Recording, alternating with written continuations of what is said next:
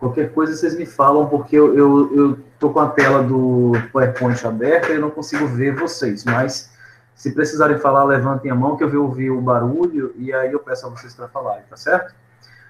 Vamos lá, então, criancinhas.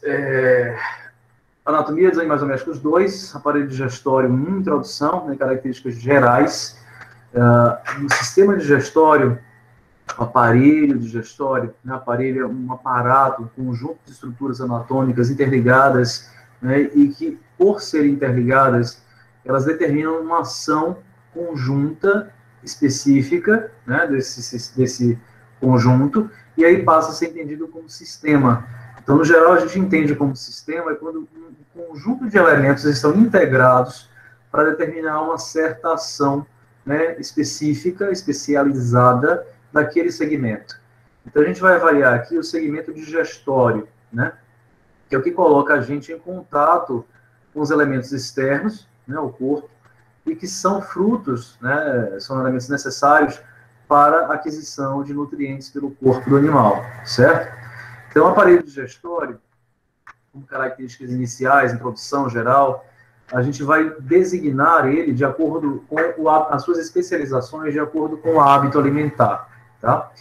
Então, de modo geral, o trato digestório vai desde a boca até o ânus, e acreditem, normalmente a gente leva 7 semanas para ver isso tudo, tá? Mas a gente vai ver de uma forma mais simplificada em 6 semanas, né? Organizando essa história. E por que ele é visto em maior quantidade de tempo, né? Ele apresenta muitas características particulares nas espécies animais. E as espécies domésticas que temos são espécies que têm um trato digestório diferenciado, muito diferenciado, e participam dos 3 grandes eixos que a gente observa: carnívoros, onívoros, herbívoros, né? Que trazem nesses grandes grupos, né, hábitos alimentares específicos. Então, o carnívoro é um animal que se alimenta predominantemente de carne, né, de proteína. Então, é o caso dos cães, gatos, né, e de todos os outros que estão nessa mesma cadeia. A gente aqui representa por essas imagens, só para ficar lúdico, né, ilustrativo, mas existe uma grande, né, gama de animais carnívoros e são, né, predadores, eles predam, né? Animais onívoros, que são todos aqueles animais que têm hábito alimentar, que se alimenta tanto da proteína animal quanto da fibra vegetal, né? E aqui, dos animais domésticos, quem está nesse grupo, né, o suíno, né? Sendo que aqui, claro, está representado por um urso, mas o suíno, dentre as espécies domésticas, é um animal que representa o hábito onívoro, né? O suíno se alimenta lá de restos de alimentos, em criações pequenas, em criações comerciais de ração, à base de proteína, fibra, né? Alimentos vegetais que são colhidos e que são descartados por alguns, mas para eles servem como alimento. Então, o suíno come praticamente tudo, né? Herbívoros são os animais que se alimentam, né, de fibra vegetal, né? Então, todos os animais que têm essa classificação têm por hábito alimentar se alimentar predominantemente da fibra, né, vegetal, e a fibra é um elemento de pouca biodisponibilidade, né, dos seus elementos nutritivos, dos seus nutrientes. Então, em geral, a gente tem aí, observa, que a fibra vegetal, ela contém carboidrato simples na sua composição, que é o caso do amido, né, o carboidrato mais prontamente digerível, disponível, de fórmula mais simples. A exemplo lá da glicose, que é um exemplo também de um carboidrato simples, né, C6H12O6, vocês já viram lá na Bioquímica Geral, com a professora Manuela, né, Manuela e o André. Então, esses carboidratos são mais simples, porém existem carboidratos que são complexos, né? A celulose é um carboidrato complexo, ele tem uma cadeia longa e ramificada, e nessas ramificações ele apresenta elementos, né, outros que não são, inclusive não são nutritivos, mas que estão lá dentro na sua composição, como a sílica, pectina, hemipectina, uma série de coisas que inviabilizam o aproveitamento melhor daquele carboidrato, mas o carboidrato não é fonte única, né, de energia para esse animal herbívoro, né, existem outras fontes também associadas, e há espécies em que há uma preponderância da fermentação como um mecanismo de obtenção de energia, né? E a gente vai diferenciar aí onde as câmaras fermentativas vão ocorrer, se em estômago ou se, né, em intestinos. Por exemplo, herbívoros não ruminantes, né, que é uma especialização. Aqui a gente classificou de acordo com o hábito alimentar. Carnívoro, onívoro, herbívoro. Mas dentro desse grupo já existem subgrupos. Então a gente observa herbívoro não ruminante, equinos e coelhos, que acreditem, tem um trato digestório muito parecido. Claro, salvaguardando o tamanho de cada animal aí, né, dos indivíduos, há diferenças no trato digestório, por essas diferenças, no aspecto geral, são mínimas, e a gente observa câmaras fermentativas importantes nos intestinos, nas alças intestinais. O estômago de equinos é relativamente pequeno, quando comparado com o corpo dele, né? Já herbívoros ruminantes, observem, bovinos, ovinos, caprinos, que são os domésticos, e aqui tem uma galera de bichos que vai entrar aqui, alpacas, vicunhas, lhamas, elefantes, né? Muitos animais são ruminantes, são poligástricos, né? Não que ruminante seja sinônimo de poligástrico, tá? Porque existem macacos que têm mais de um compartimento, tem 3 compartimentos de estômago, e eles são poligástricos, mas não são ruminantes. Então, ruminantes são os animais que têm aqui, por hábito, a ruminação. E uma característica comum de todos esses 3 aqui é ter 4 compartimentos de estômago. 3 deles aglandulares e 1 compartimento glandular. Tá? Carnívoros, representados aqui por cães e gatos, né? Tem estômago relativamente simples, em posição horizontalizada, dentro da sua sintopia, né? Relativamente horizontalizado, o eixo longo, e sofrem variações de volume muito similares ao que acontece com o ser humano, e por isso a gente observa, por exemplo, cães, gatos, alguns animais, principalmente castrados ou com distúrbios metabólicos, que eles apresentam propensão a desenvolver obesidade em função, né, dessas deformidades, do aumento da capacidade volumétrica do estômago. Cães e gatos, quase área nenhuma de glandular, muito pouco próximo de uma região de chegada do esôfago, chamada cárdia, mas, no geral, né, o estômago todo é glandular, né, apresenta glândulas que secretam substâncias que vão alterar o pH, que vão digerir os elementos nutritivos da alimentação desse animal. Tá? Onívoros, suínos e humanos, né, que podem se alimentar tanto de fibra quanto de proteína vegetal. Perguntem? O professor, o senhor falou qual é a parte que não é glandular dos carnívoros? Uma região pequena, na cárdia, chamada cárdia, que é a região de chegada do esôfago. Essa primeira aula ela tem uma intenção só de apresentar coisas gerais. Vocês vão ver que tem muito pouco do que eu vou cobrar. Não é uma aula densa, é uma aula mais explorativa. Eu vou tentar cativar vocês para a anatomia 2, só isso. Ou cativar ou desesperar, não sei. Vai vier primeiro, tá valendo. Mas a partir da semana que vem, aí sim, a gente vai ver bem detalhes, muitos detalhes. Aí a gente vai ver na boca, quais são os elementos da boca. Aí vou mostrar dente, face dos dentes, características dos dentes, a erupção dos dentes, espécie onde eles ocorrem, onde não ocorrem, qual a posição, qual o número deles. Aí vocês vão ver mais informação, tá? Essa primeira aula é mais geral. Introdução ainda, origem embrionária. O embrião, ao se formar, né? Lembram lá da embriologia, histologia e embriologia, que vocês fizeram lá com... Meu Deus, foi com quem? Foi com Gabriele? Não lembro. Não, Gabriele já tinha saído. Fizemos com a Ana Karina. Ana Karina, pronto. Isso, obrigado. Vocês viram lá a formação inicial da mórula, blástula, gástrula, neurula. Nessa fase, terceira fase, fase de gastrulação, onde a gente vai observar já a formação do arquênteron, né, que é o intestino primitivo, vai começar a haver segmentação da formação de gástrula para neurula, já acontece uma especialização maior. Na formação de gástrula, como a gente observa aqui a gastrulação, eu já consigo ver estruturas embrionárias que vão dar origem. Por exemplo, os arcos faríngeos, que são 6, né, uma sequência de arcos faríngeos, desse embrião. Só para desenhar melhor para vocês, isso aqui é o embrião, tá? Aqui vai a vesícula óptica, que vai dar origem ao olho, aqui a estrutura do cordão que vai dar origem, né, o saco vitelino e alantoide, associada à nutrição e associada à drenagem das excretas produzidas pelo embrião e feto. Então aqui vai dar origem ao cordão, parte do cordão umbilical, e toda essa estrutura central amarela aqui, ó, é o arquêntero, né, o intestino primitivo desse indivíduo. A gente chama assim de forma geral, arquênteron, né, arque, antigo, enteron, intestino. Aqui a gente vai ver muito termo grego, latino, tá? Vocês vão ver as origens aqui dos nomes que a gente utiliza.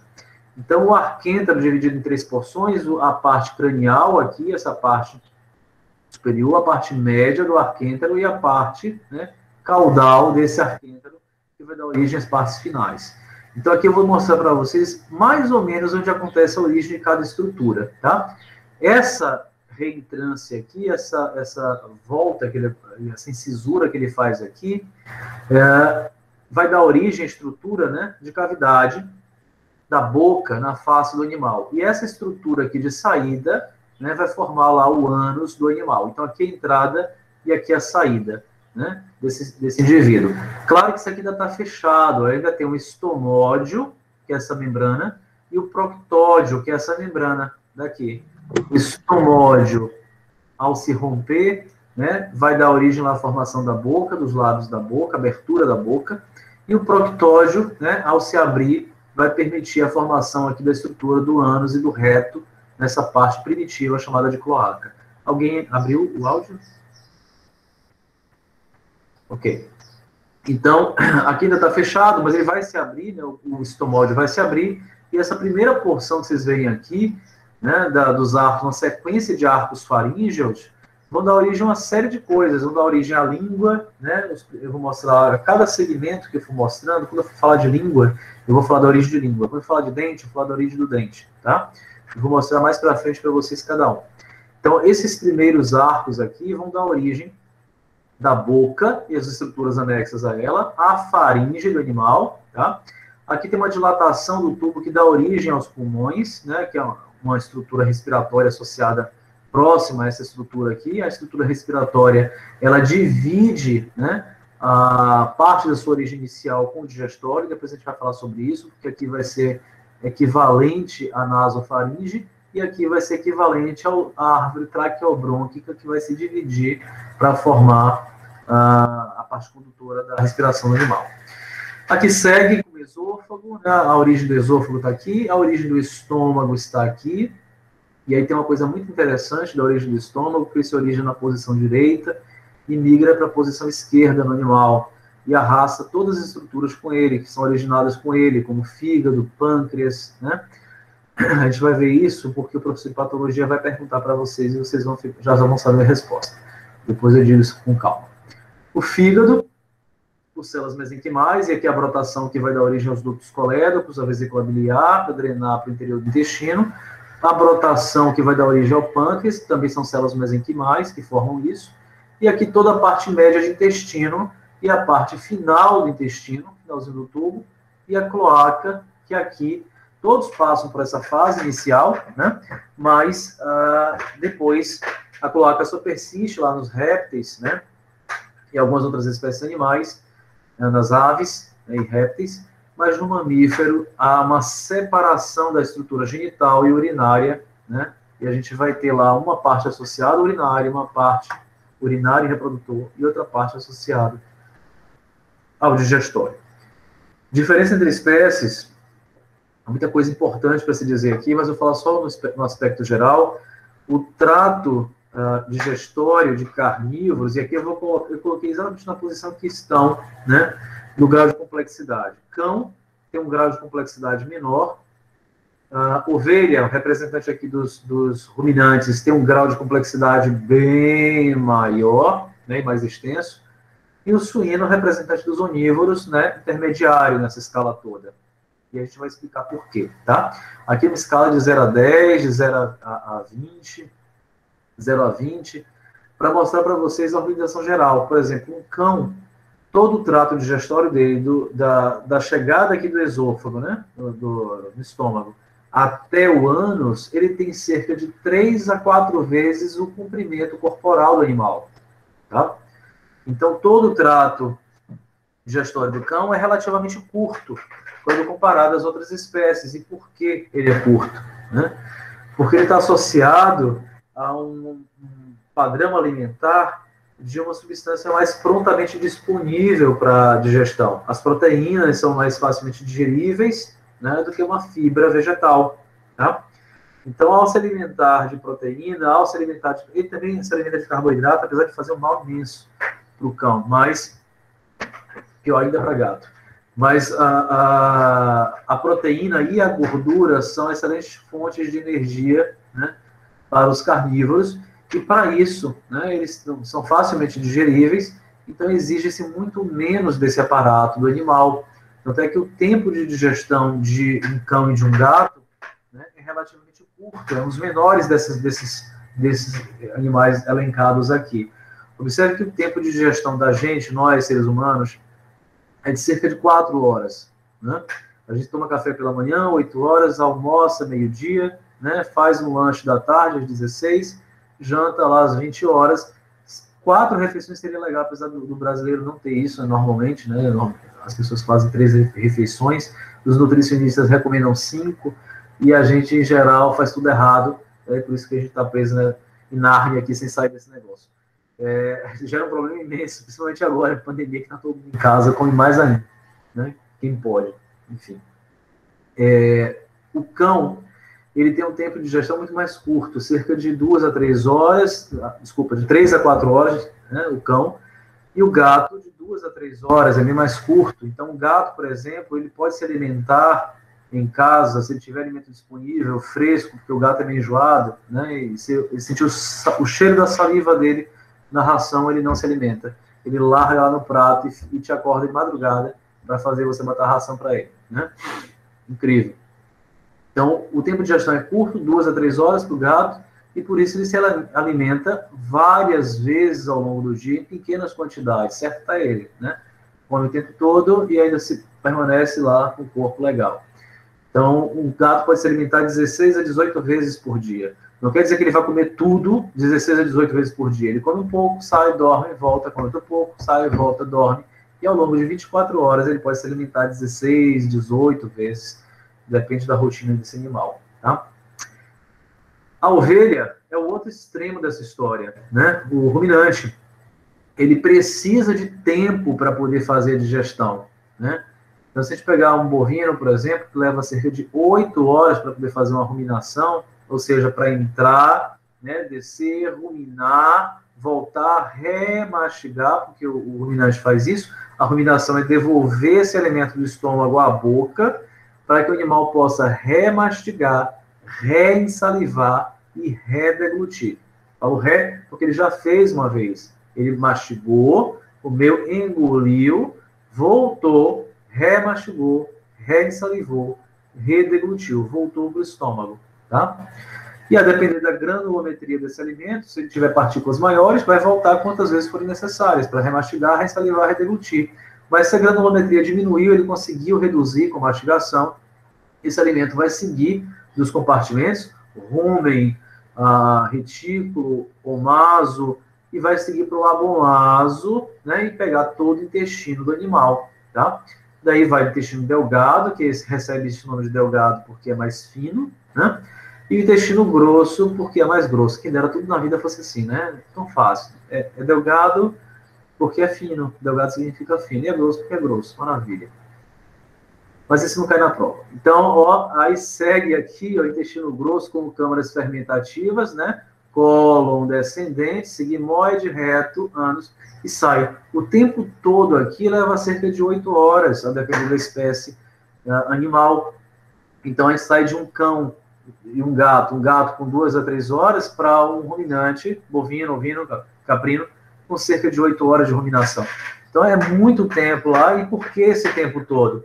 Porque a fibra é indisponível, porque precisa de passar um tempo dentro das câmaras fermentativas com os micro-organismos que vão estar aí, que são micro-organismos simbiontes, eles vivem dentro do estômago dessas espécies, e eles vão digerir essa fibra e produzir as suas proteínas, os seus elementos componentes da parede celular desses micro-organismos, tá?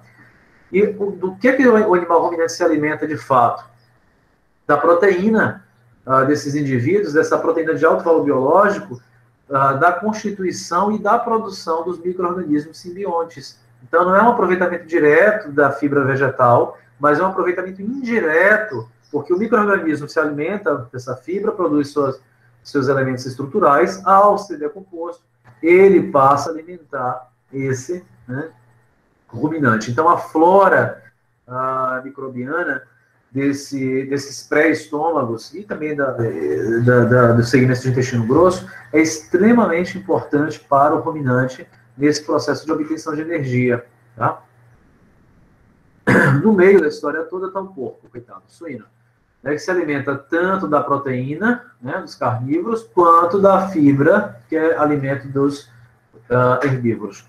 Então, o suíno ele tem um trato intermediário nesse processo, mas há complexidades, sim, né? Há elementos que sugerem, por exemplo, que o suíno já deva ter. A gente vai comentar sobre isso, é muito interessante, né?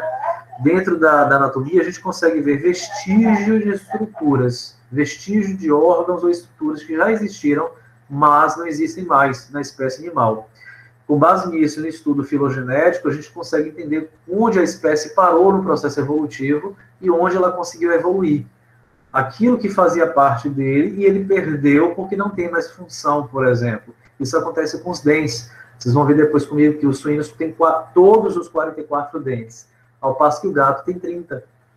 Né? Então, por que dessa diferença? Está relacionado ao hábito alimentar, ao que ele precisa e utiliza disso para poder obter a sua energia. Né? Então, o suíno tem especializações aqui. Por exemplo, no estômago dele tem um divertículo, que sugere que já houve outra cavidade associada a esse estômago, outro compartimento. Né? Mas é um compartimento que a gente vai descrever depois, que tem glândulas cárdicas na sua composição, não é a glandular não. Tá? Então, ele segue aqui, estômago, alças de intestino delgado, um seco bem desenvolvido, né? Apesar de curto, né? E todas as alças de intestino grosso aqui. Tá? Então, é um suíno animal onívoro. Então, componentes do aparelho digestório. O que a gente vai escrever ao longo dessas semanas, 6 semanas, né? Boca, dentes, lábios, língua, palato duro e mole, e assoalho da boca e suas cavidades, né? Faringe, esôfago, estômago, intestino delgado e grosso, glândulas anexas, né, que são as salivares, pâncreas e fígado. Claro que não é necessariamente nessa ordem, mas, quer dizer, na ordem sim, mas algumas coisas vão permear outros assuntos. Por exemplo, pâncreas e fígado eu vou dar junto com o estômago, né? Porque fica mais fácil. Glândulas salivares eu vou dar junto com o esôfago, porque fica mais fácil. Tá? Primeiro elemento, tem foto? Não tem foto. Boca. Composição da boca. Né? Então, a boca é a porta de entrada do nutriente, né, no organismo animal. Tá? Então, a boca tem por composição os seus limites, aquilo que determina a sua estrutura, né, a sua existência. E aqui cabe também diferenciar o que é estrutura, acidente, região, cavidades, orifícios, que são coisas diferentes. Tudo tem nome e tem porquê. Caso haja dúvida, vocês levantam a mão e a gente vai respondendo ao longo do processo. Tá? Então, limites, que são os espaços, as estruturas que vão dar início e fim, né, para poder ajudar a entender qual é o espaço virtual que a boca ocupa. Os lábios, palato duro e palato mole, aqui é vulgo conhecido céu da boca, tá? Ok? Beleza? E o palato mole, que nós não temos, está regredido, o que a gente tem é a úvula, né, que equivale ao palato mole, mas nas espécies animais ele é bem desenvolvido. As fauces, que são regiões de entrada, né, que guarnecem a entrada da faringe, parte final da boca, e o assoalho da boca, que é a parte mais ventral. Tá? Cada elemento desse é importante anatomicamente, porque contém uma série de microestruturas de elementos que são importantes para vocês estudarem, não só para anatomia. A anatomia é só um trampolim, é um jump, para o diagnóstico, para a cirurgia, para outras coisas que vocês vão precisar aprender. Tá bom? Então, a divisão geral da boca, duas cavidades. Cavidade oral, que é a cavidade da boca propriamente dita, né? Onde a gente coloca, onde com certeza vocês estão colocando a colherzinha da comida aí na boca, enquanto eu estou dando aula. E o vestíbulo da boca, que é um espaço virtual, né? Afora da cavidade oral, né? Que está limitada pelos lábios e pelos dentes. E é um espaço potencial, né? Um espaço que existe, né? Parte do alimento às vezes escapa para esse vestíbulo e ele é devolvido por ações coordenadas da língua, da bochecha, né? Que a gente vai comentar, devolvendo o alimento à cavidade oral para que ele seja mastigado e deglutido, tá bom? Aqui temos duas peças, né? Um cão e um gato, né? Animal vivo e uma peça formalizada, a figura do Stanley, tá? O livro de anatomia. Eu tenho todos esses livros depois para vocês, né? Me lembrem que a gente passa. Eu tenho uma pasta no Classroom que eu criei para compartilhar materiais, documentos, os projetos de vocês que vocês vão desenvolver aqui dentro. Então, depois eu vou mandar o link e liberar o acesso para vocês. E aí vocês vão ter acesso ao Stanley, ao Dice, o Koenig, o Sisson, todos os livros na íntegra, tá? Para vocês estudarem. Então, aqui é a cavidade oral de um cão. Observe a língua na posição, sua posição anatômica, a mandíbula, a maxila, a cavidade nasal desse animal, o encéfalo dentro da calota craniana, tá? O que a gente está observando aqui, inicialmente, é a cavidade oral desse animal. Eu consigo ver esta face dos dentes, que vocês estão observando aqui, o premolares e molares. Esse aqui é o M2, M1, P4. Observe que essa face aqui dos dentes é chamada de face lingual, porque está voltada para a língua, tá? Então, esse é um dos limites. Deixa eu ver se pus no outro. Eu pus.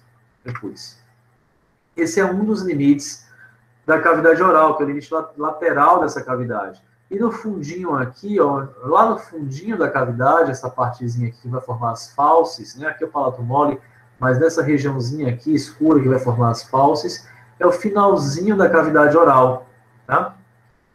Dos caninos e incisivos que estão aqui, os dentinhos, essa partezinha é a parte mais rostral. Lembrem lá de tia Biscoito, né? Tia Sanderli, chamava vocês tudo de biscoitinho. Essa parte mais rostral aqui recebe o nome de rostral especificamente porque está no rosto, né? Na face do indivíduo, que vai desde entre os olhos até a narina, né, do indivíduo. Toda essa estrutura aqui é chamado rostro ou face, né? Por isso, rostral, tá? O termo rosto que a gente usa, bater no meu rosto. Na verdade, é uma diminuição carinhosa da palavra rostro, do latim, tá? Então, essa é a parte mais rostral da cavidade, a parte final, mais caudal da cavidade, a língua e o assoalho da boca, a parte mais ventral, o palato duro, que é esse todo enrugadinho aí, que vocês passam a língua aí na boca de vocês aí dentro, vocês chamam de céu da boca, é o palato duro, né? E a partezinha final aqui, esse marronzinho que aparece aqui, palato mole, tá? Numa vista frontal na boca do gatinho aberta, observe, eu consigo ver todos os dentes incisivos, né, e caninos, premolares e molares dele, tanto na arcada mandibular quanto na arcada maxilar, boca completamente aberta, palato duro, que é esse elemento que a gente está vendo aqui, completamente enrugado, palato mole, olha as fauces aqui, ó, de um lado e outro, essa região é chamada de fauces. Fauces é singular, não é plural, tá? Região, fauces, tá? No latim, o S é singular, não é plural, tá? Por isso, campus, singular. Campi, multicampi, universidade. Campi, plural. Plural em latim é com I e não com S, tá? Então, segue aqui a cavidade oral desse animal e o vestíbulo da boca. O vestíbulo está entre os lábios e essa superfície aqui labial dos dentes. Então, esse espaço aqui é o vestíbulo da boca, todo esse espaço, tá? é aquele espaço em que a bolacha Maria, quando a gente mastiga, vai parar e a gente fica passando a língua para tirar. Então, aqui é o vestíbulo da boca, tá? E a parte central, cavidade oral. Vocês estão aí comigo, gente? Sim, prof. Inclusive, eu tenho uma dúvida. Sim. Você poderia voltar o slide rapidinho? Sim. No caso, as amígdalas ficariam na porção medial ou caudal da seção? Não. O termo amígdala a gente não vai usar aqui. Mas Ok. vocês podem errar. Vocês podem errar à vontade. Vocês não sabem, obviamente. Podem errar à vontade. O termo amígdala, na verdade, é tonsila, tá? Tonsila é um agregado linfóide subcapsular. Ele ocorre aqui, ó, nessa regiãozinha aqui, ó, das fauces, aqui em cima, exatamente onde você perguntou, é aqui. Repare que tem umas áreas meio avermelhadas aqui, uns tracinhos. Aqui acontece uma tonsila palatina e aqui acontece outra tonsila palatina. Eu vou mostrar mais adiante, eu acho que nessa aula tem, se não, em outra aula eu mostro. Mas eles são agregados linfóides subcapsulares, eles protegem o animal de infecções na região da cavidade oral, né, em geral, e elas podem ficar aumentadas em alguns casos, né, obstruindo a passagem do alimento, e por isso elas ficam doloridas, que elas estão assim lateralizadas, mas quando aumentam muito de volume, elas se dobram, diminuindo a passagem aqui dessa região, que é essa abertura que é chamada de istmo das fauces, né, que é essa abertura que vai acontecer aqui para comunicar a cavidade oral com a faringe.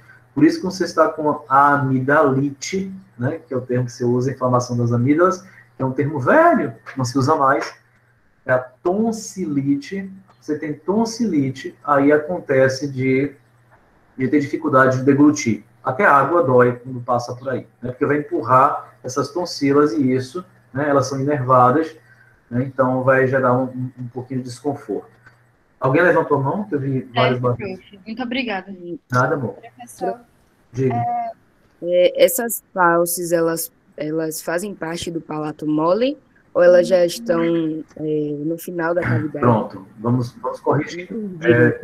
Essa fauces, isso, a região da fauce. Olha só, é uma região que é composta por vários elementos anatômicos, tá? Depois eu vou explicar com mais calma para vocês estruturas e acidentes. Por exemplo, aqui, ó, a tonsila, que a outra garotinha perguntou, é uma estrutura anatômica, porque ela pertence a um sistema próprio e tem função própria. Então, ela é uma estrutura anatômica, uma estrutura linfóide, tá? Já aqui, ó, vocês observam que são esses arcos aqui, ó, chamados de arcos palatoglossos. Cada dobrinha dessa é chamada de arco palatoglosso do palato mole. A gente ainda vai ver isso com calma. Então, são duas estruturas de sustentação. E o palato mole no centro. O que é que forma as fauces, né? A região toda, a fauces. Tudo isso aqui, ó, observe, tanto o palato mole, quanto os arcos palatoglosso do palato mole, né? E a base, o raiz da língua que está aqui. Tudo isso aqui é região da fauces, tá? Então, se eu quero avaliar, o animal teve um processo inflamatório agudo, teve, por exemplo, um granuloma eosinofílico em gatos, que acontece em boca, lábio e na fauce. Então, se aconteceu em que região? Nas fauces, né? Na fauce do animal. Mas que lado? Direito, esquerdo? E eu digo, na região da fauces, lado direito, tá? Aí eu posso dizer supra, arco ou infra-arco, se for abaixo do arco, supra-arco, acima do arco. E vocês vão ver depois, acho que na patologia vai determinar para vocês como se faz a localização de lesões. Tá bom? Mais alguém? Professor, se não tiver mais alguém, me surgiu uma outra dúvida com relação à questão de false ser singular. Então, no caso, só existe uma única false? Isso. Ou uma esquerda ou direita? Uma só. Certo. Obrigada. Nada. Faz confusão, eu sei, é por causa do S, o S do latim, que é singular e não plural, mas vocês vão acostumar, com o tempo vocês vão acostumar. Professor? Não era que o senhor falou da úvula. Eu não entendi direito, no caso os animais não têm... Não tem úvula, posso desenhar para você onde é que fica. A úvula... Porque seria aquilo no final do palato mole. Isso, a úvula vai ser uma petelequinha aqui, ó, no ser humano. O ser humano não tem isso aqui, ó, não tem isso aqui, não tem. Só tem esse petelequinho preso aí, que é chamado úvula, tá? Belezinha? É uma regressão do palato mole. Olha, seta, pronto. Então, dos limites, né, da boca, depende da formação cefálica. Nós temos, por exemplo, quando vamos estudar cães e gatos, temos uma variação muito grande de perfil cefálico, né? Então, não sei se viram na os perfis, mas animais dólicocefálicos são animais de perfil comprido, que é o caso desse cãozinho desenhado aqui esquematicamente. A distância dos olhos até a narina é comprida nesse animal, então ele é dólicocefálico ou doliocefálico, tá? Já se ele tiver uma distância curta, bem curta, em alguns animais o nariz fica quase entre os olhos, né? No caso de bulldogs e shih tzus, bulldogs, meu Deus, boxers, essas raças todas, né, eles têm nariz aqui próximo, narina próxima, né, da estrutura da distância entre os olhos. Então, eles são chamados de braquiocefálicos, ou seja, né, a parte cefálica, a parte crânica, curta, né? E os mesaticefálicos, que são animais que apresentam perfil médio, né, intermediário. Aí são quase todas as raças que a gente conhece. Então, se a gente for falar de cão, por exemplo, raças dólicocefálicas são o Afghan Hound, o Collie, meu Deus, quem mais? Não vou lembrar. Mas são animais que têm perfil muito alongado, né?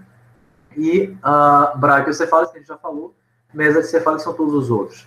Gatos, a mesma coisa. A gente tem gatos com perfis mais compridos, não chega a ser dólico necessariamente, né?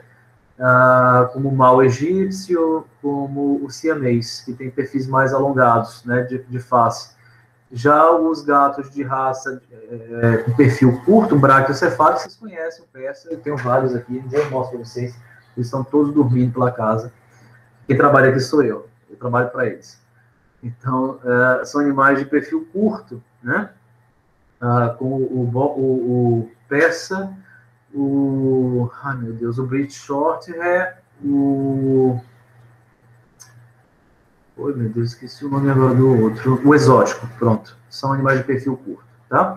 Então, como o perfil varia nas espécies, os limites também variam, mas a gente não vai falar de limite por variação. Se existe um comportamento que é comum, a gente vai designar o comportamento comum, que é aquela descrição para os animais mesaticefálicos, tá? Que são a maioria. Então, vestíbulo, ele é subdividido, vestíbulo da boca, né? Subdividido em porção labial e porção bucal, tá? Não é difícil, ok? E a cavidade oral, que é uma outra cavidade. Voltando aqui, ó, porção labial do vestíbulo, porção bucal do vestíbulo, tá? Da boca. Então, porção labial está entre os lábios e incisivos e caninos, toda essa parte é porção labial, e daqui para cá, porção bucal. A gente descreve o bucal, que é de uma forma geral, apesar de cães e gatos terem a rima da boca, que é esse espaço, toda a abertura, esse espaço entre os lábios, tá? Rima da boca. Muito aberta, muito rasgada, os lábios são bem compridos, diferente de bovino, ovino, caprino, equino, que tem a boquinha mais, né, fechada, e a rima da boca é menor, né? E essa estrutura de encontro aqui que a gente vai conversar, que são as comissuras, né, são mais rostrais nesses animais, e nos cães e gatos são mais, né, caudais. Então isso gera uma variação de perfil, tá? Aqui eu consigo ver a porção bucal entre o lábio do cão, que é bem grande, tá vendo? Porção bucal do vestíbulo da boca, e esse espaço pequenininho aqui na frente, tá vendo aqui? Esse espacinho, porção labial do vestíbulo da boca. Cavidade oral, tudo o resto. Basicamente, onde a língua está, cavidade oral, tá? E onde a língua toca, são os seus limites. Fiquem com a boca fechada, né, por 1 minuto, e coloca a língua lá, espalhe a língua toda dentro da boca. Consegue sentir? Consegue sentir incisivos, né, lá na frente, rostral. Consegue sentir premolares e molares, ó, de cada lado, tá? Tenta engolir a língua, não engole, não morre, pelo amor de Deus. Tenta trazer a língua lá para trás, ó, observe se está chegando bem no final da cavidade oral. A parte dorsal é só colar a língua no vulgo céu da boca, que a gente vai chamar de palato duro, pelo amor de Deus. Colou lá, limite dorsal. Trouxe a língua toda para baixo, para esse espaço intermandibular, ó, assoalho da boca, limite ventral. Então não tem... Deixa eu corrigir isso aqui. Errado. Isso perdoe e passe. Limites, então, olha só, a gente já descreveu para vocês aqui, né? Eu consigo ver aqui a cavidade oral. Olha aqui desenhado o que a gente acabou de ver, né? Os arcos palatoglosso do palato mole. Estão vendo aqui? O palato mole, tá? Desenhado aqui no cão. O palato duro. O assoalho da cavidade da boca, o assoalho da cavidade oral, né? A língua projetada para fora, o cão relaxa essa língua fica toda para fora da cavidade, uma língua enorme do cão. Aqui o vestíbulo da boca, a porção bucal, né? Em torno aqui, ó, entre o lábio e a superfície bucal de premolares e molares. Tudo isso aqui, ó, vestíbulo da boca, porção bucal. Toda essa parte entre caninos e incisivos e o lábio do animal, seja tanto em cima, no lábio maxilar, quanto no lábio mandibular, esse espaço pequenininho aqui entre eles é o limite, o vestíbulo, desculpa, a porção labial do vestíbulo da boca. Não é difícil, você consegue sentir em casa, põe a língua, ó, entre o lábio e os incisivos. Esse é o vestíbulo da boca, porção labial, tá? Traz cá para tentar passar a língua na bochecha de vocês, ó, espaço todo é a porção bucal do vestíbulo da boca, ok?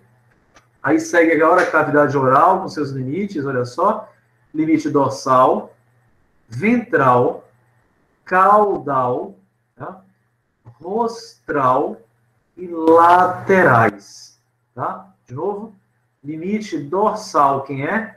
Palato duro, tá?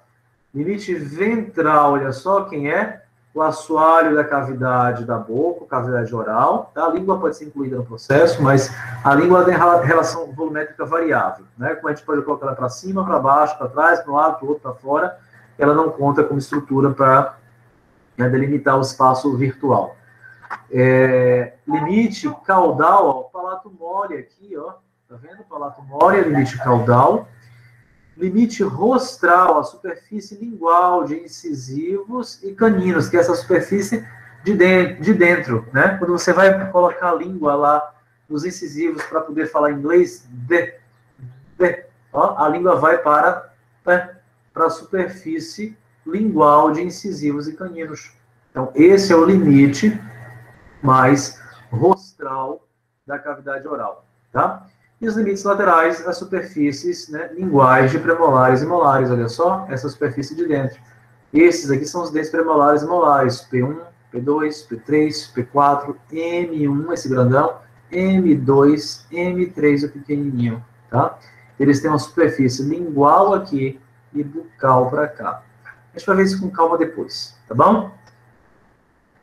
Dos componentes do assoalho da cavidade oral, o que é que reside na cavidade oral? Aqui são peças nossas, lá do laboratório da gente, tá? A gente fotografou, trouxe as peças para vocês. Saudade de fazer prova assim com vocês, ó, de mostrar a peça formalizada, vocês ficarem reclamando do formol, que arde o nariz, mas essas peças são de lá, para tentar minimizar essa saudade. Então, componentes anatômicos são a mucosa, vocês viram tanto lá com a Ana Karina, né, o que é mucosa, né, do assoalho da cavidade oral. A mucosa é essa estrutura que reveste toda a cavidade, reveste todas as estruturas que estão alojadas nela. Tá? Essa aqui é uma cavidade oral de equino. Oi? Alguém ia perguntar? Porque alguém abriu a... Não? Então, aqui é uma peça de equino, tá? E aqui é uma peça de bovino, tá? Aos poucos, vocês vão começar a se familiarizar com essas peças e identificar quem são elas, tá? Vocês estão vendo a primeira vez. São peças formalizadas nossas. Então, aqui eu vejo os dentes incisivos de um equino, estão quebradinhos porque foram formalizados, e o formol remove o cálcio das estruturas, né? Tanto ósseas quanto dentárias. Consigo ver aqui as papilas sublinguais, que são essas duas elevações aqui que vocês estão vendo, né? Papilas sublinguais. E aqui no bovino a gente vai ter carúnculo, é diferente, mas depois eu vou comentar por quê, tá? Vejo o frênulo da língua, né? Que é essa estrutura aqui, ó, que vai frear a língua. Isso está embaixo da língua de vocês, essa preguinha de mucosa, frênulo da língua, mucosa do assoalho, da cavidade oral, papilas sublinguais, uma e outra. Isso aqui é uma coisa interessante, quando vocês estão lá conversando, vocês também têm aí, tá? Só vocês não estão vendo, mas tem. Vocês têm carúnculas. O equino tem papilas e as outras espécies têm carúnculas, a exceção do suíno que não tem nada. É liso. Então, o que acontece?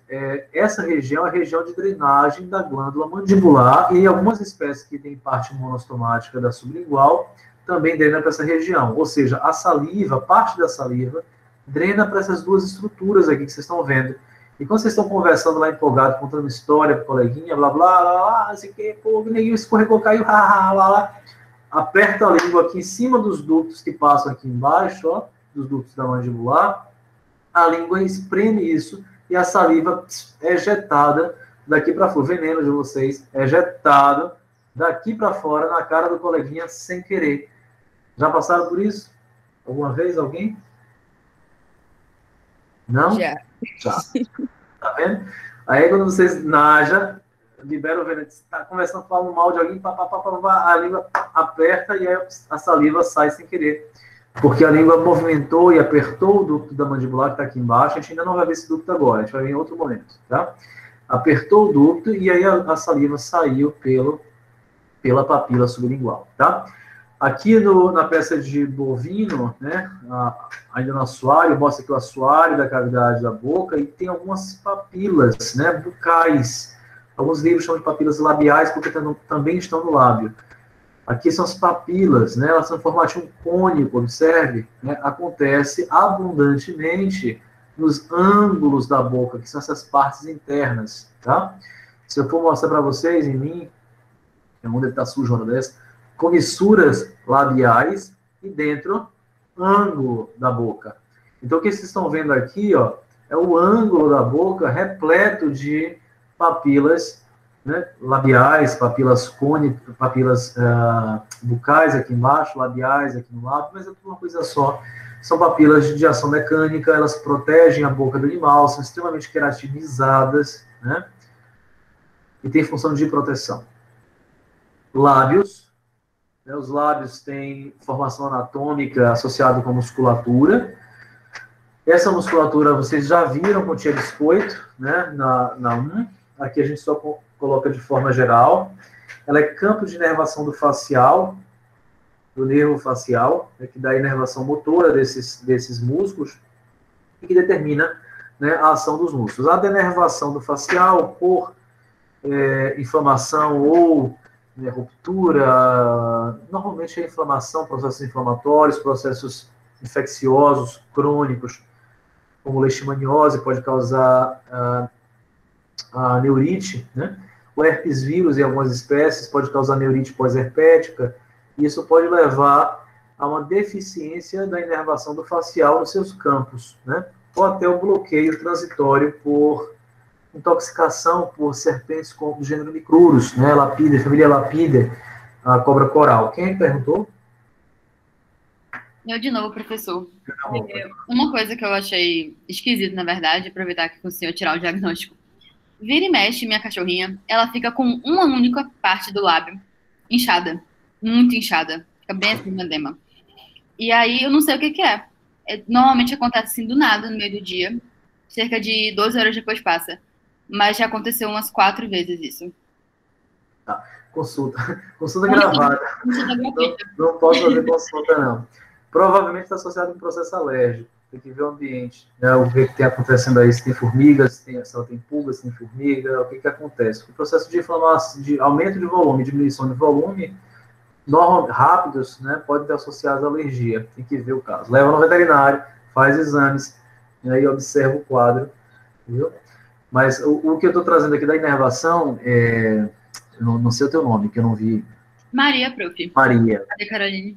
Obrigado, meu anjo. O que eu trouxe aqui são questões mais pontuais, porque elas estão associadas ao bloqueio do neurotransmissor, ou no campo, né, de atuação dele, que é na placa motora do músculo, ou quando há uma deficiência de inervação, porque o próprio nervo diminui o seu tempo de condução. O nervo ele tem um tempo X, né, 30, 40 miliamperes para conduzir, né, de corrente no nervo. Se ele tem uma retirada da bainha de mielina, a condução se torna mais lenta porque ela é gradual, no caso das inflamações. E aí a musculatura que vai ser solicitada tem problemas, no caso da musculatura da face, né? Que pode haver, por exemplo, pitose palpebral, pitose labial. Pitose é queda, tá? O lábio da criatura vai estar um lábio para baixo, não é o caso da tua, não, tá? É um lábio para baixo, a comissura de uma caída, e a outra normal, tá? Porque perdeu o tônus muscular. Mesma coisa da pálpebra, né, inferior.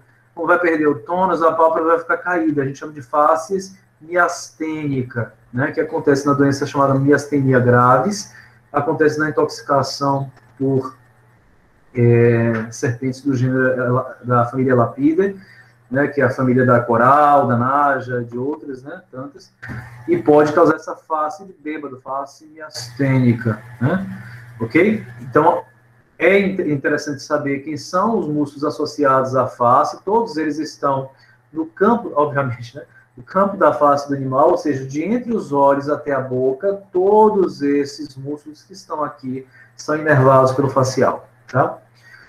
Então, aí seguem eles. Vocês já viram com o tia biscoito, né? Orbicular da boca, que é esse músculo que dá uma volta, né?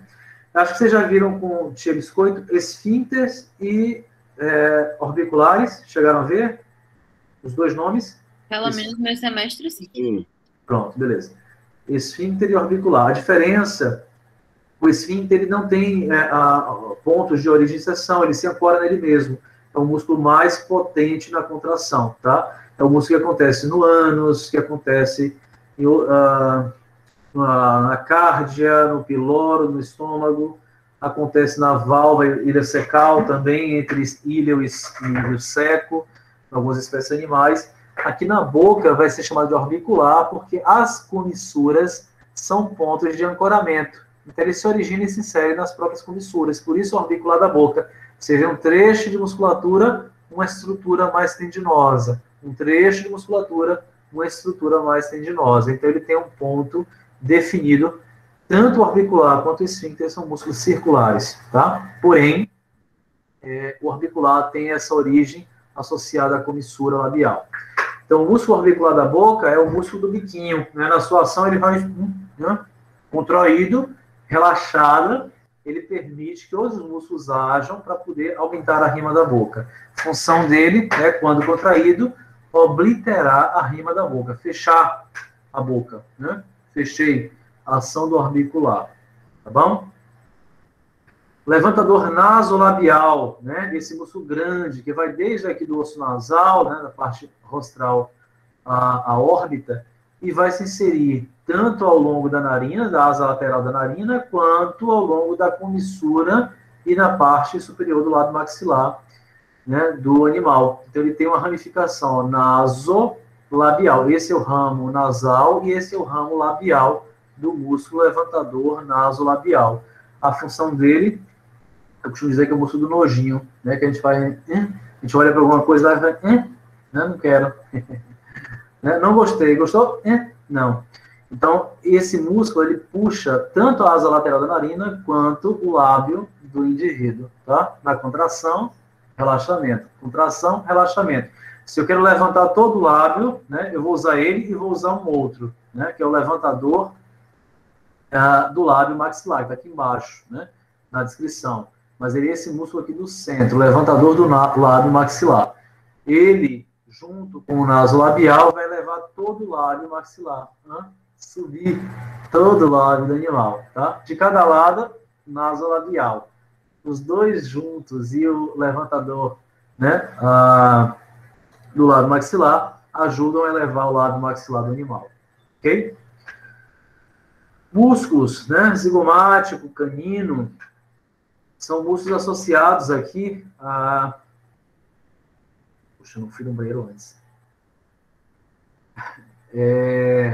São músculos associados à movimentação do lábio do animal, o canino, né, o chamado lá no ser humano de risório, porque ele vai da região da comissura labial, aqui por dentro, né, da comissura labial, até a estrutura da face.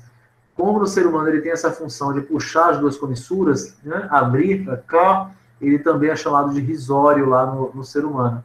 Né, mas ele tem essa função, já que ele está ancorado nas comissuras labiais, de fazer, né, de repuxar essas comissuras labiais caudalmente para poder ampliar a rima da boca. Tá? O último deles, né, o depressor do lábio mandibular, tá? O zigomático, desculpa, o canino aqui, o zigomático, esqueci de falar, né? Canino, zigomático. E aqui o depressor, que aqui está mostrando desse lado, o depressor do lábio mandibular, tá? Mas tem outras imagens que eu vou mostrar, né? Que é esse músculo que tem a função de abaixar o lábio mandibular. Né? Acho que esse é o músculo da Gisele Bündchen, enquanto está desfilando, que ela vai lá para papai e vira, né? Ela abaixa o lábio, faz aquela cara de nojo. Então é a função do depressor do lábio mandibular. Ele é menos desenvolvido, há espécies em que a mobilidade do lábio é restrita, a gente vai comentar daqui a pouco, né? Justamente pelo menor desenvolvimento desse grupo de músculos. Todos eles são inervados, né, pelo facial. A exceção que está aqui, o músculo bucinador, né, que ele vai entrar na estrutura de mastigação, né, a gente vai escrever ele depois, e os músculos da mastigação têm outra inervação, a gente vai comentar separadamente, tá bom? Vascularização, você já falou, vascularização, os vasos faciais, né, que vascularizam essas estruturas, artérias. Eu vou ter a artéria facial aqui, não tem para mostrar aqui, vou desenhar. Em outra imagem, em outra aula, eu mostro para vocês realmente a estrutura. Aqui passa a carótida comum, tá? Por baixo, aqui tracejando por dentro, né? Medial mandíbula, ela passa aqui o vaso linguofacial, tá? A artéria lingual segue aqui para o centro da boca, na língua, e aqui segue o vaso facial, que vai formar as artérias que vão, né, irrigar essa estrutura. Para cá, para o olho, a artéria angular, medial do olho, para cá, a artéria nasal dorsal, artérias nasais laterais, né, e os seus ramos bucais, tá?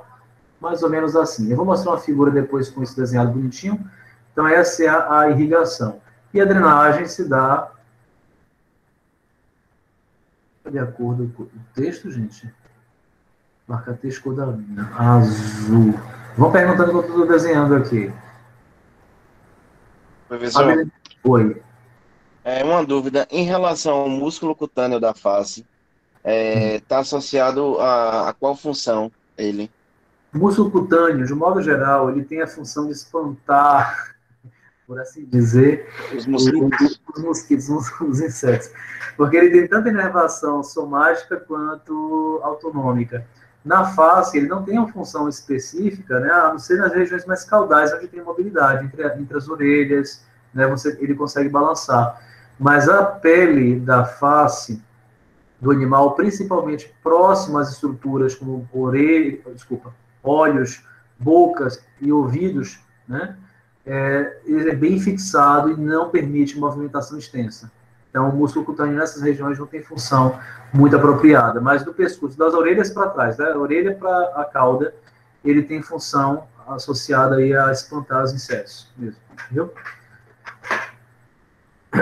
E aí segue aqui, ó, as veias juntas drenham, não formando a veia facial, veia lingual, formando veia linguofacial aqui dentro, e a linguofacial se une com a maxilar aqui, formando a veia jugular externa que corre pelo pescoço do animal. Então, a gente deu aqui as artérias, né, e as veias. Nossa, estou fazendo desenhos tão bonitos esse semestre. Apaguei, porque depois eu vou mostrar isso para vocês mais apropriadamente, mais para frente, tá?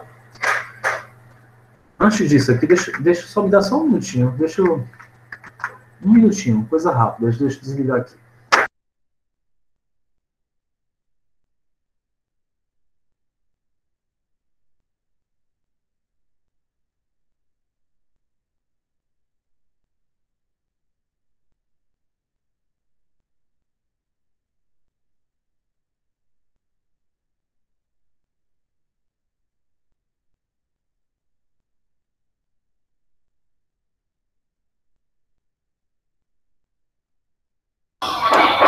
vocês já têm o material dessa aula? A aula já está no Siga.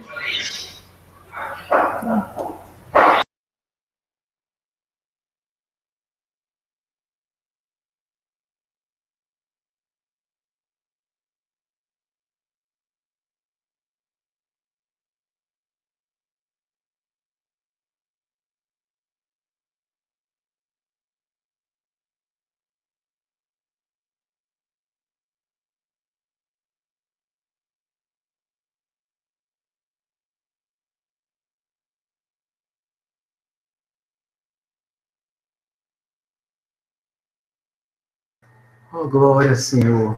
Abençoa. Vamos voltar.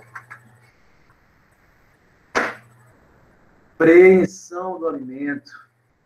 Estão aí? Estão comigo? Sim. Obrigado. Vocês não me abandonem, não, viu? Esse negócio de dar aula remota é complicado, porque eu não vejo, não ouço.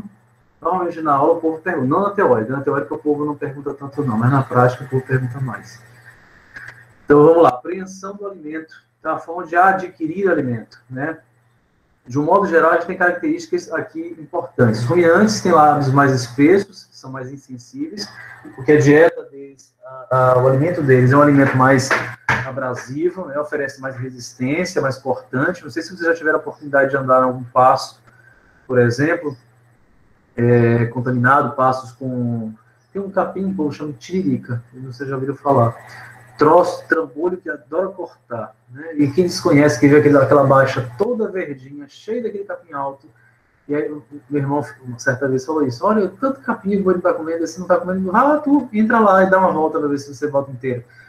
Um negócio duro, fibroso, corta, é fino, você entra no meio da estrutura e te corta. Imagina isso na boca de um animal, né? Então, a pele é espessa, os lábios são mais insensíveis, de certa forma, apesar de serem inervados, são inervados.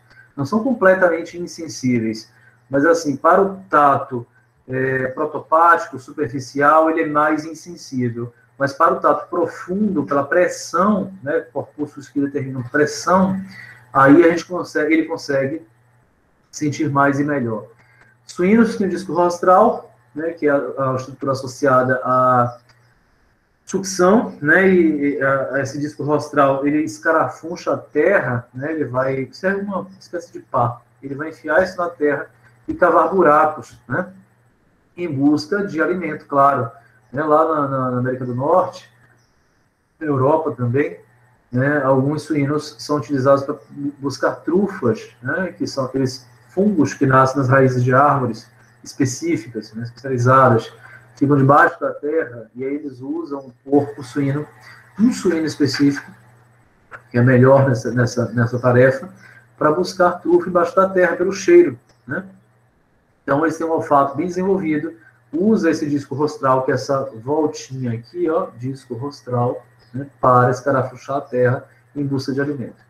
Então, conversando sobre os tipos aqui, ó, de cada um, aqui estão os ruminantes, aqui está o suíno, aqui está o equino, eu acho que não tenho. Não tenho os de cães e gatos, mas eu vou mostrar depois.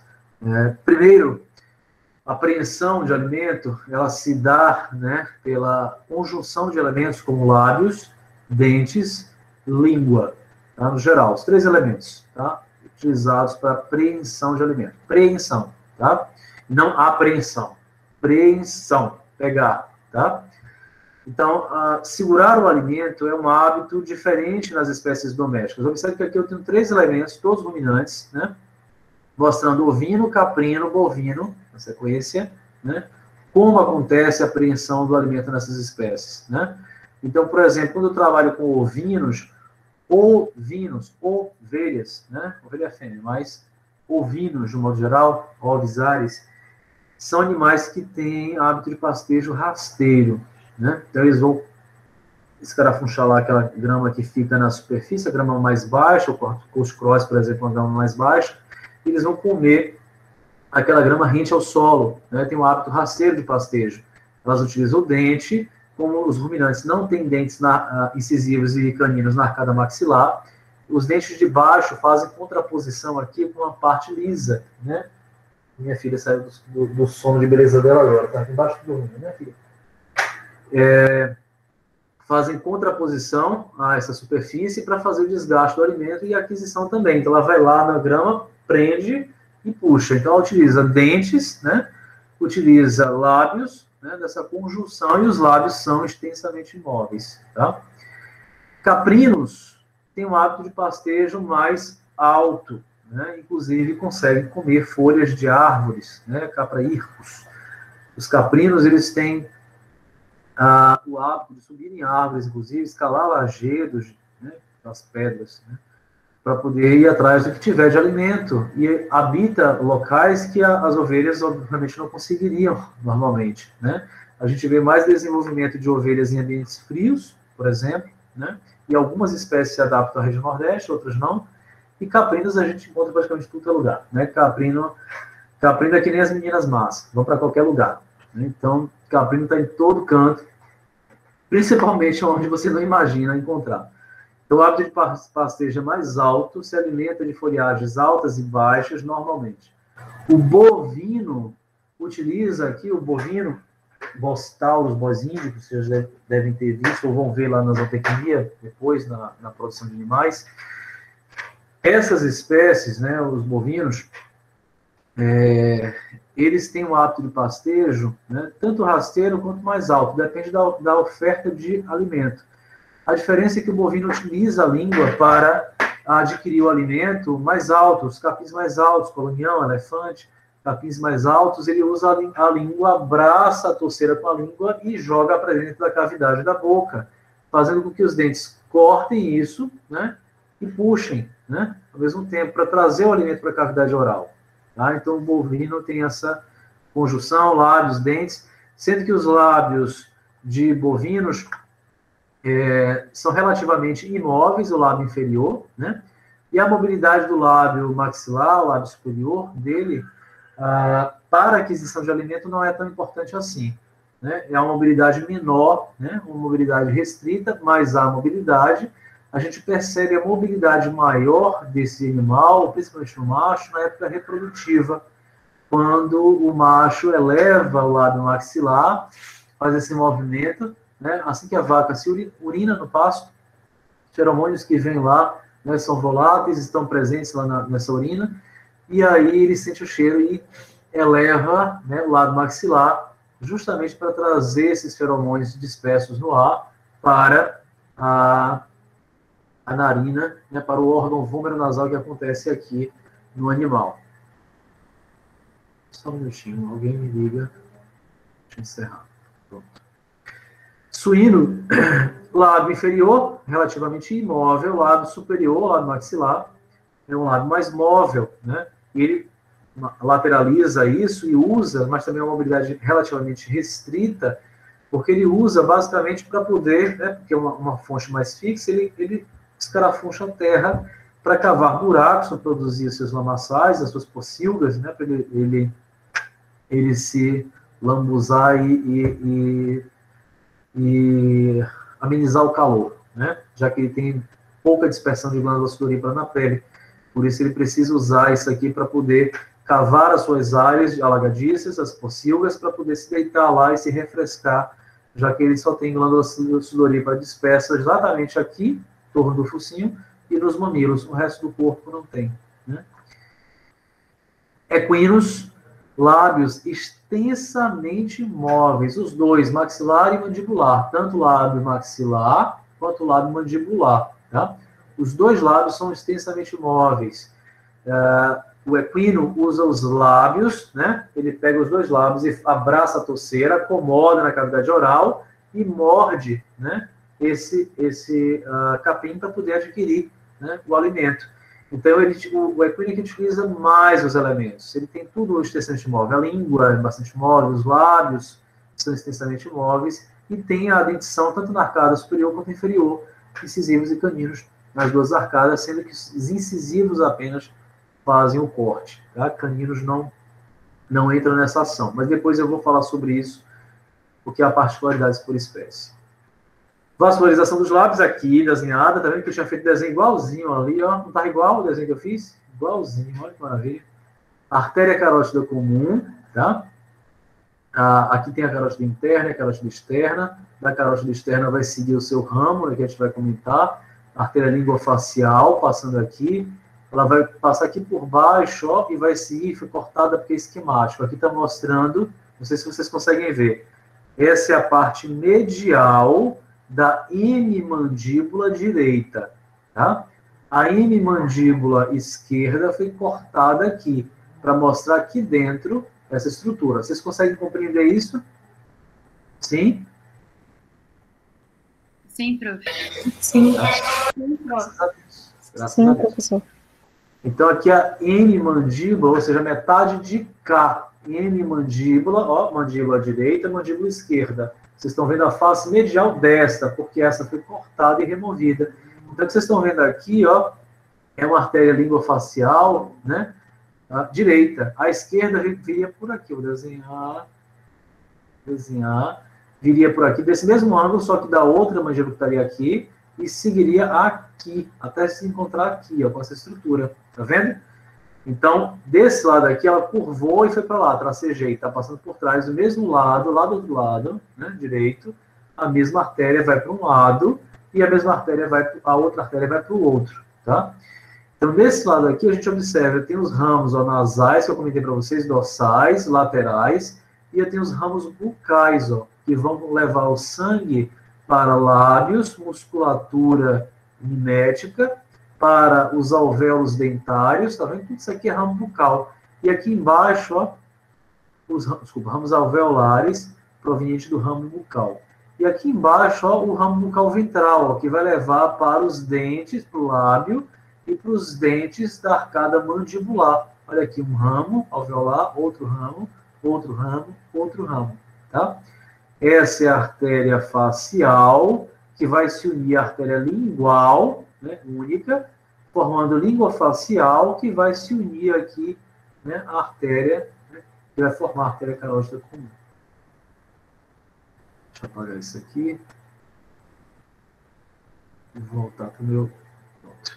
Aí tem os nomes delas, observe aqui, hora, explicando aqui melhor na peça de cão, né? Eu tenho uma artéria facial, né, no cão, que é diferente do equino, porque no equino ela passa nesse sulco rostral ao ângulo da mandíbula, e no cão ela não passa por aqui, ela segue reta, tá? Artéria facial, ramo labial inferior, tá vendo? Atravessando aqui, aí mandando os ramos, ó, mental ou mentual, rostral, mentual médio, mentual rostral, tá? Tudo isso aqui para vascularizar e irrigar o lábio inferior desse cão, lábio mandibular. Eu vou ter uma artéria angular, porque vai para o ângulo da boca, né? E uma artéria superior labial, que vai para o lábio superior, tá? E daqui, ó, ramos infraorbital, lateral nasal, né? Dorsal, e todos os outros ramos que vão para a narina e para o lábio desse indivíduo, tá? E daqui dos ramos, do ramo infraorbital e do ramo superior labial, vai partir aqui dos ramos que vão vascularizar a gengiva, né, e parte dos alvéolos dentários. Então, tudo isso aqui é vascularização e é importante. Tudo isso aqui é artéria que está na face desse animal. A drenagem disso tudo acontece para a veia jugular externa do animal, tá? A inervação, olha uma peça de cão, mostrando aqui o nervo, ó, trigêmeo facial, passando juntos, tá? Esse aqui, ó, chega nessa região do lábio maxilar, lábio superior, tá? E aqui numa peça de felino, isso aqui é ramo de nervo, tá? Ele passou aqui pelo canal infraorbitário, saiu aqui pelo forame, né, supraorbitário, né, e segue, ó, olha só, ó, em direção à narina, lábio, tá? Gengiva, palato, uma série de estruturas aqui do animal. E aqui o gatinho dissecado, mostrando aqui a artéria carótida comum, levando lá o sangue para as estruturas que a gente comentou, né? O ramo lingual, que vai para a língua desse animal, os ramos labiais, que seguem aqui para o lábio inferior, o ramo angular, que vai para aqui para o ângulo da boca, e o ramo supraorbital e os nasais, que seguem aqui para o lábio maxilar, tá? E aqui a drenagem venosa, observe, a drenagem venosa, veia maxilar, veia linguofacial, se unindo para formar a jugular externa. gengiva.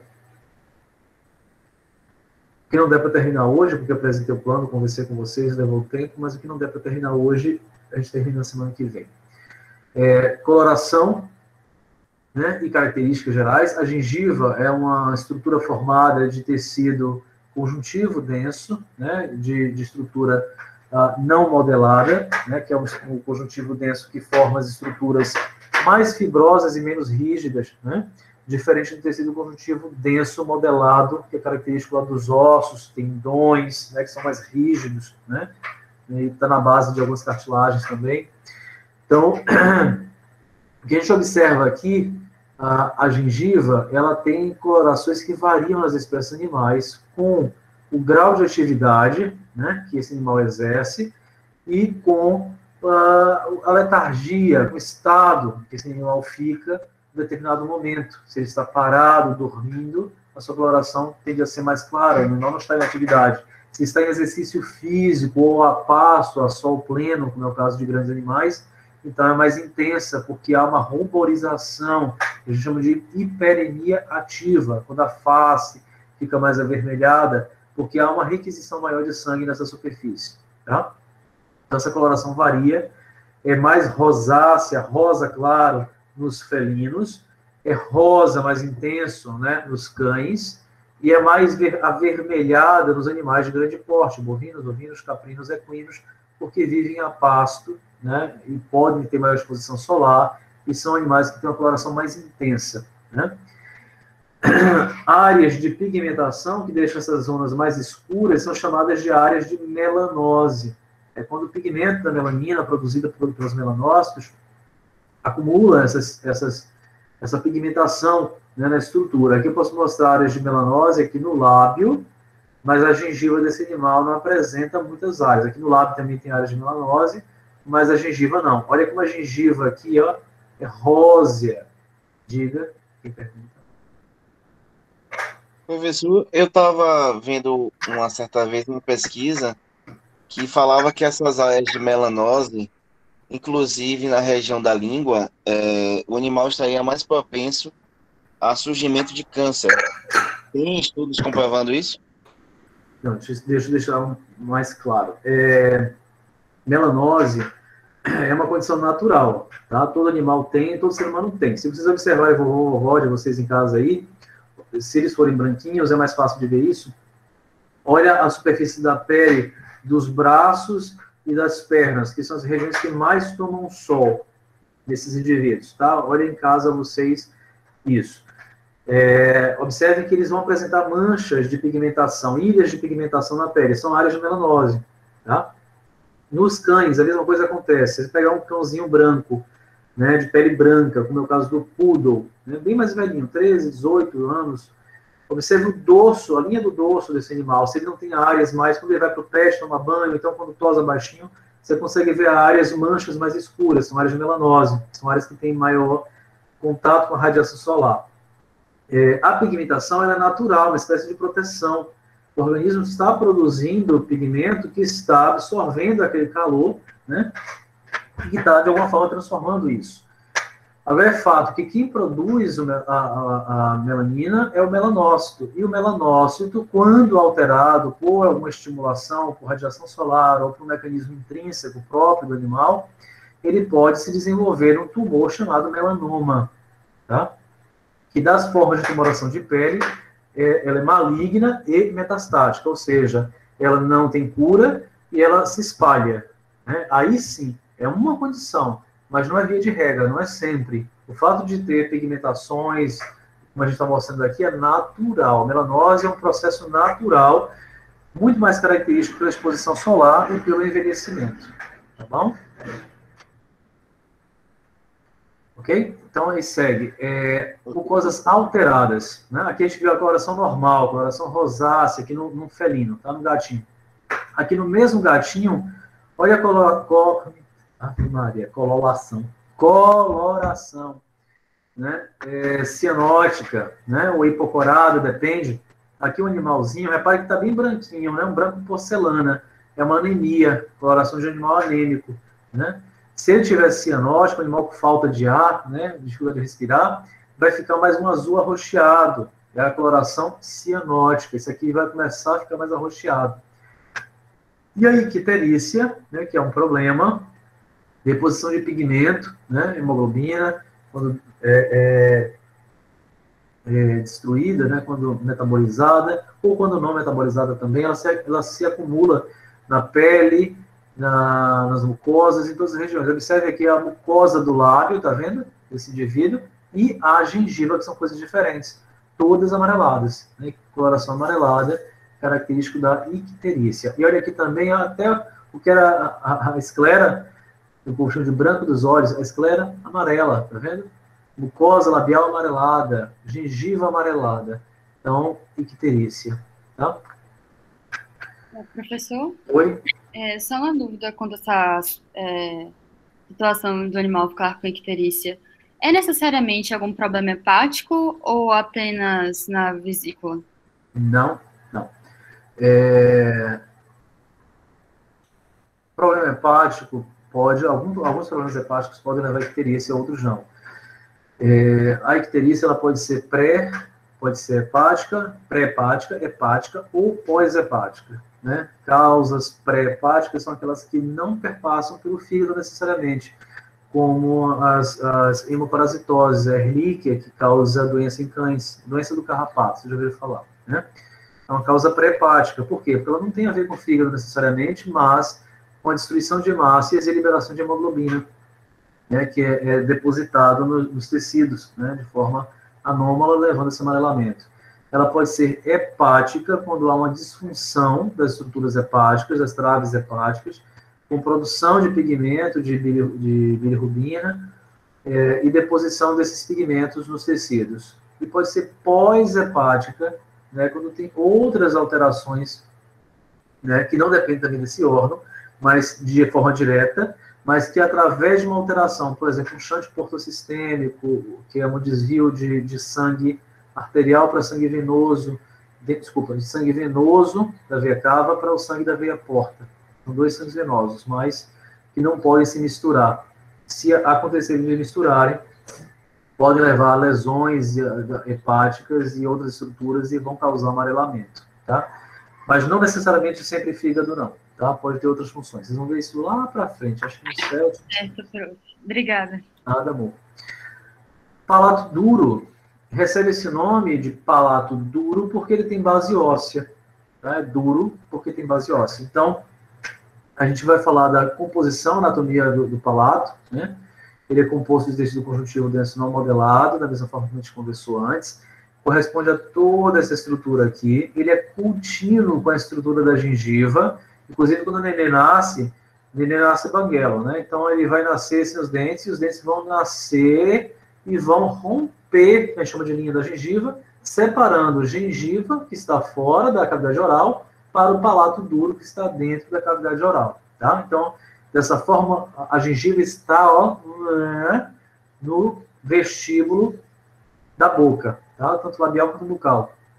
E o palato duro está inteiramente aqui no interior da cavidade oral. Então, tudo isso aqui é palato duro, tá? Ele apresenta como os elementos anatômicos rugas, criptas e RAF. As rugas são essas dobras que acontecem aqui, tá vendo? Vocês passarem, dá uma agonia, mas passa a língua de vocês lá no céu da boca, no palato duro. Reparem que tem umas enrugaçõezinhas, tem? Alguém não tem? Eu não tenho. Meu amor, procure direito.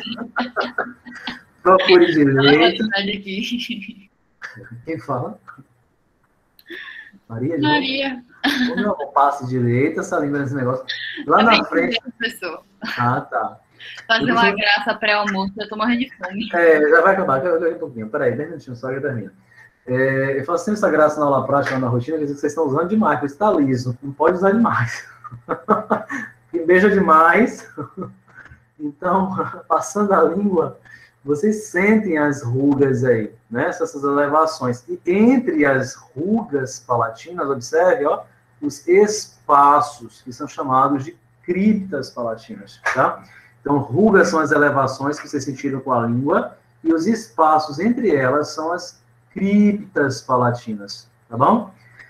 No meínma aqui, ó, essa linha de fusão embrionária, o corpo tem várias linhas de fusão. Uma vocês já viram com o biscoitinho, que é a linha alba, né? Que é uma linha de fusão embrionária. No início, lá, antes da fase de gastrulação, o embrião ele é formado por dois somitos, dois metais, e elas se fundem ventralmente, né? A parte mais anterior do embrião. O embrião é anterior, depois que ele vai para sua posição, né, de formação normal, a gente muda para dorsal ventral. Mas na posição anterior do embrião, há uma formação por fusão desses somitos, dessas metades, e essas metades se fundem ao longo do corpo inteiro. Então, acompanha comigo. Repare essa linhazinha que vocês têm aqui, esse sulco, né? É chamado de, né, filtro, chamado de filtro, do latim filtrum, tá? O M no final. Filtro, que é essa fusão aqui, tá? Essa fusão é acompanhada lá dentro, ó, desde entre as incisivas, essa linha, lá dentro, olha só, a ráfide palatina, que é essa linha de fusão aqui, ó. Se no lábio não se fundir aqui, ó, o filtro, né, o lábio fica aberto, e é chamado de lábio leporino, lábio de lebre, lábio aberto, porque o filtro não se formou.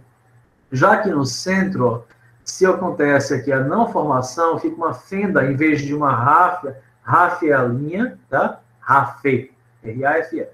E se ficar abertura, ó, vocês me veem?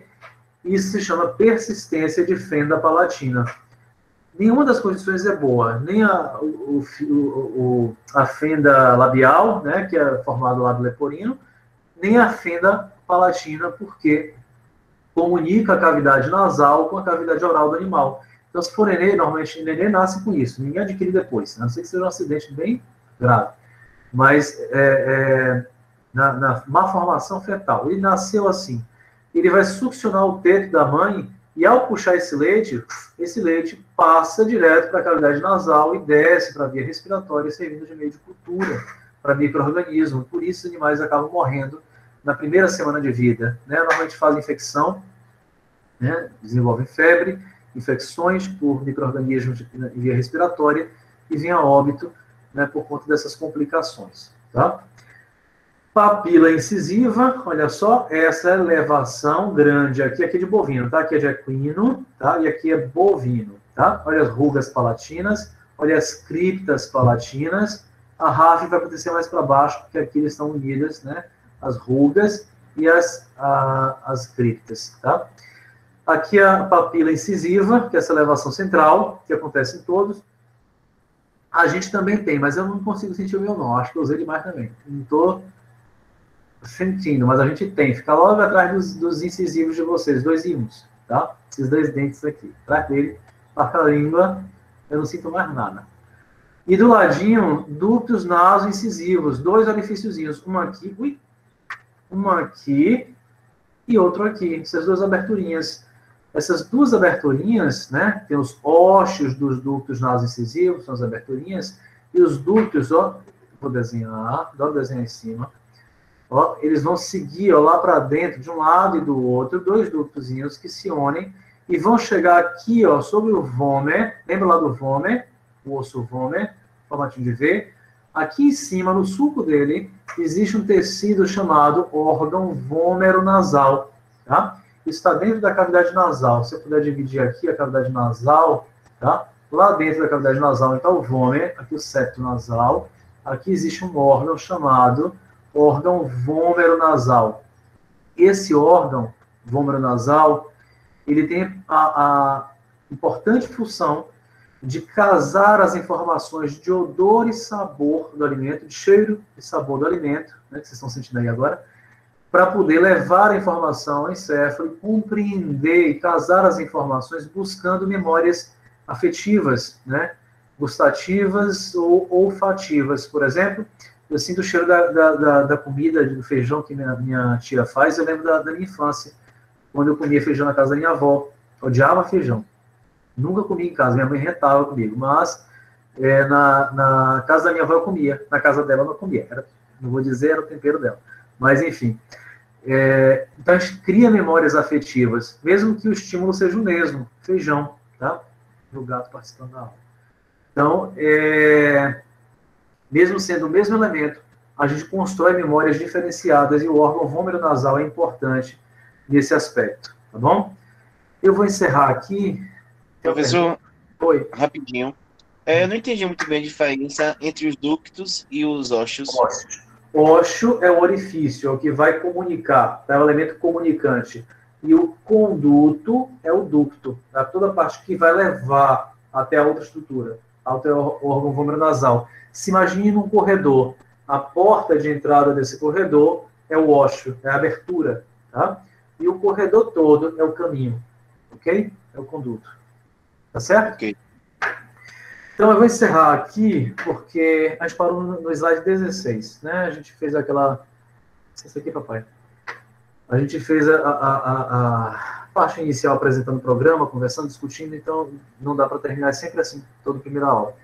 Sexta-feira é feriado, com a graça de Deus.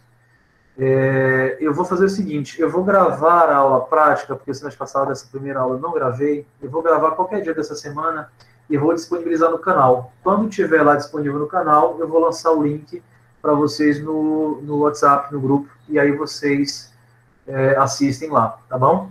Ok? Vou tentar gravar ainda essas semanas e disponibilizo. Com relação às listas de frequência, fiquem atentos. Hoje eu fiz chamada, mas nas próximas eu vou passar um link para vocês preencherem o formulário e assinarem a lista. Com relação à monitoria, já fiz a seleção ontem, encaminhei para o programa. Vocês vão ter 2 monitores, o Vinícius e a Diandra, né? Vinícius é aluno do semestre passado, e a Diandra foi a monitora do semestre passado, então eles 2 vão dar assistência para vocês e vão marcar a data. Na próxima aula a gente conversa sobre isso. Mãozinha, quem foi que levantou? Fui eu, prof, mas era sobre a monitoria. Você já respondeu já. Pronto, beleza. Então agora sextou, meu amor. Vamos lá. Encerra a gravação. Professor? Isso. Já tá aqui eu dando... A gravação. Peraí, só deixa eu encerrar esse negócio. Peraí, meu amor, eu tô tentando, tá? Peraí, meu amor.